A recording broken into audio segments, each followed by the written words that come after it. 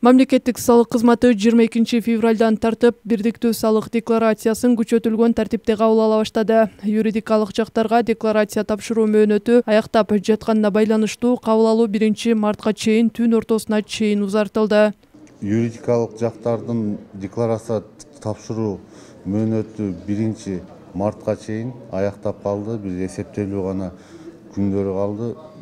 Үлгүрбөгөндөр, кечиккендер коркпостон ошол ишемби, жекшемби күнү дагы түнкү саат 12-ге чейин декларацияларын жазып алып келе берсин. Ал эми жеке ишкерлер жактар, жеке жактар 1 апрелге чейин. Ага дагы бир убакыт бар, бирок алар деле эртелетсе жакшы болот.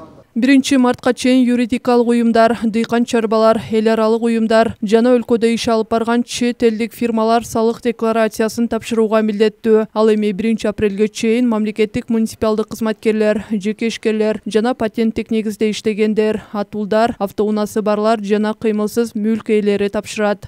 Бирдиктүү салык декларацияны кимдер тапшырышат? Бирдиктүү салык декларацияны мекеме уюмдар жана ошондой эле жеке ишкерлер, патент менен иштеген жеке ишкерлер, андан сырткары бардык салыктык милдеттемелери бар жеке жарандар тапшырышат. Ошону менен бирге бүт мамлекеттик кызматкерлер, мамлекеттик муниципалдык кызматкерлер бирдиктүү салык декларацияны тапшыра башташты. Бирдиктүү салык декларациясын кабыл алууда быйыл салыштырмалуу өзгөрүүлөр бар. Алсак, декларация тапшыргандарга кеңеш берүүчү жай ачылып, толтургандарга түшүндүрмө берилүүдө. Андан сырткары бланкта салык мекемесинин өзүнөн акысыз таркатылат. Эми ал арзыбаган кээде тыйын болуп калышы мүмкүн. Бирок адамдын убактысын алып, ары бери чуркатып, ошондой болчу эле былтырларычы. Ошо печать этип сатышат экен эле. Мен бул боюнча дагы өзүм оюму айтканмын, ошондо деле айтканмын өзүм оюму. Азыр болсо эми бланкалар баары өздөрүнөн берилет экен. Жакшы. Элдер үчүн удобно.